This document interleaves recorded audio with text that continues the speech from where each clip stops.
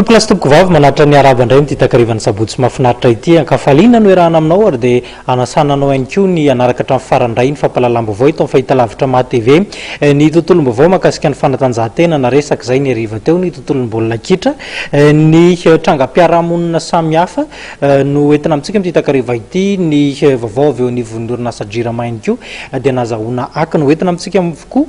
ny momba azy ireny amin'ity takariva ity androany tokoa no nanatanterahana ny lalao teo amin'ny Knapsa Sport avy eto Madagasikara sy ny Coton Sport avy Cameroun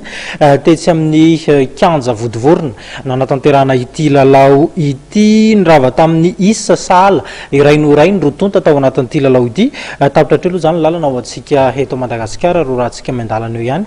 ny vaovao makasika izay indrindra ihany koa ao anatin'ny vaovao an'ny fanatanjahantena eto fahitalavitra MATV dia ny mahery zany ho amin'ny rampitso ariva fa nahita-piovana tampoka ihany koa ny toetrandro ho an'ny teto andrenivohitra sy ny manodidina nomboka omaly ariva nitohatra amin'ity andro androany ity betsaka no nametra-panontaniana mety isy indray ve zany ny rivo-doza iforona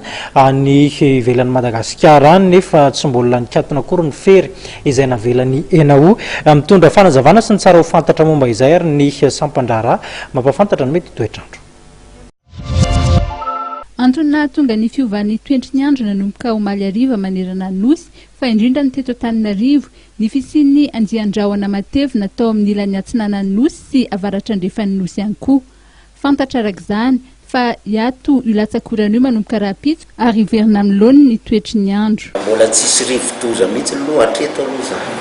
Tsisy fiforona rivo-doza aloha hatreto. Raha ny mampanantsika zany hitantsika moa fa antsika zao anatin'ny andro mantsovina be maloka be misy orana io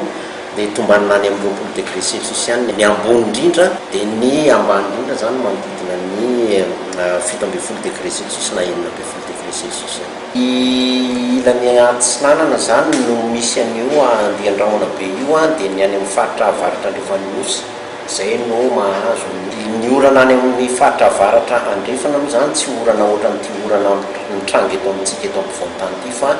orana fahavaratra miaraka amin'ny kotroka.